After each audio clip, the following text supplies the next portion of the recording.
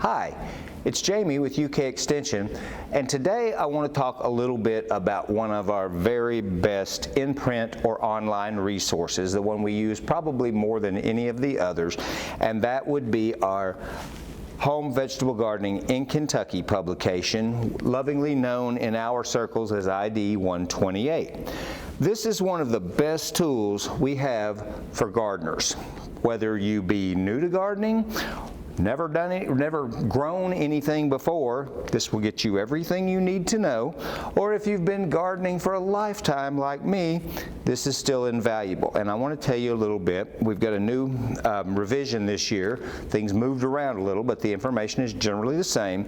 So I want to quickly go through some of the main points of this resource and help you figure out how to use it, what all's in it, and this is all available online. You can just look it up and go page by page, or we sell actual hard copies for you old school folks like me. I like to have one of these right within reach when I'm planning vegetable gardening.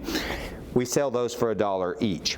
So I'm going to show you how this is laid out and how it can help you in your vegetable garden. So the first section of this book, it's 50 pages, everything you need to know in that short amount of time. So first we talk about planning and garden preparation. We talk about the importance of record keeping. We talk about rotating crops. Everything from soil prep to seeding to timing is included in this planning and preparation chapter. You're going to find lots of charts. I'll talk about these in just a moment. They're really invaluable. We move through, we look at soil sampling, we look at nutrients, organic gardening, how you prepare soil, how you prepare new beds. It just goes on, crop rotation. Then we get into actual planting. This not just covers things you can plant in the garden, but there's also sections that go over growing things as your own transplants, calendars for when you would want to start those transplants indoors, and some tips on hardening off and other things. And then we talk a fair amount about gardening in small spaces or intensive gardening. This is going to cover things like intercropping. It's going to be succession planting, where you plant something the minute something comes out of the ground in that spot, and you keep the garden producing instead of growing one vegetable and then stopping when it's done.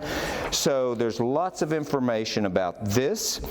It also talks about container gardening here, and this is all very, very valuable, especially to those of us who don't have a lot of real estate. Next, we talk heavily about succession planting that I mentioned.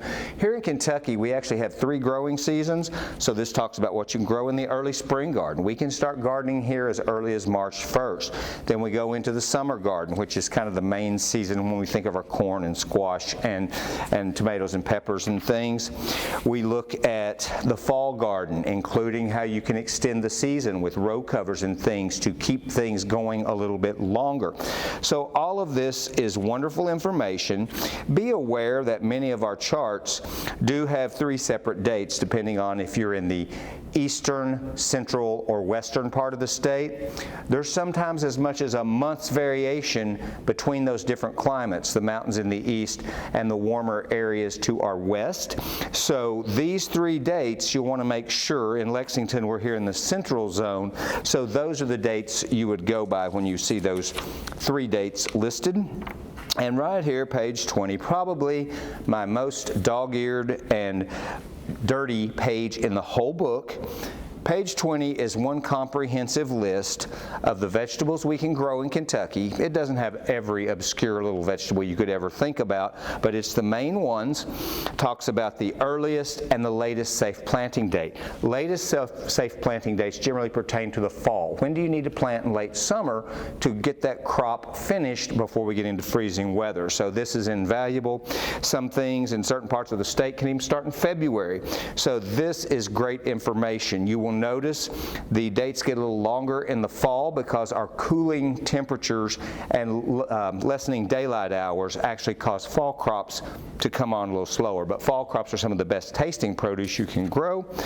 Then we talk about all sorts of care during the season. We cover things like irrigation and watering, a little bit on basic irrigation systems, fertilization, how long. Here is a chart that shows you in two different shades of gray. The entire bar is how long that crop will be in your garden. The darker part of the bar is when you'll have produce to harvest from that. So this is a wonderful thing for succession planting that'll help you plan if you've got enough time to grow another crop after that one finishes. We talk about composting. Then we get into all of the pest problems. There's a whole section here that talk about pests in a general way with some specifics about individual insect pests, and that's mentioned in a more perhaps valuable way a little further back in the book that I'll tell you about. But this talks about weeds, this talks about insects, this talks about all of those things, diseases that want to cause your crops problems and how you can mitigate the damage there. So we spend a fair amount of time on insects before we actually get into a brief section on storing vegetables. It kind of walks you through the season, start to finish. Then we have storing vegetables, how you harvest, how you cool, what temperature they store best at, more valuable charts.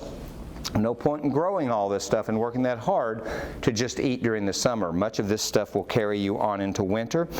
And then a really valuable section in the back that has a few paragraphs on each individual vegetable. And here we get specific about insect problems and things. So for cabbage, for example, you come over here and they will tell you the primary insect problems of cabbages. They will give you numbers of various controls, both conventional and organic control methods. And at the bottom of each page in this chapter, there are keys that tell you which number corresponds to which insect treatment or which product. So this is very, very helpful too. And several years ago we did add organic products, but many of you are aware most organic pest controls are not reactive. They have to anticipate and deal with numbers when they're low. So just be aware of that. But we go through all of these things in individual vegetable varieties with more attention on the insects. So even if you've never grown anything, don't have a clue where to begin, this book can tell you everything you need to know. It's available online. You can either Google the title, Home Vegetable Gardening in Kentucky. You can also use the call number I gave you, which is ID-128. There is a hyphen between that, but you can just do an internet search of ID-128 and it'll get you some junk, but it'll also get you this UK publication in the mix. Great publication, great for gardeners of all experience levels. One of my favorite resources we have here at the Extension office.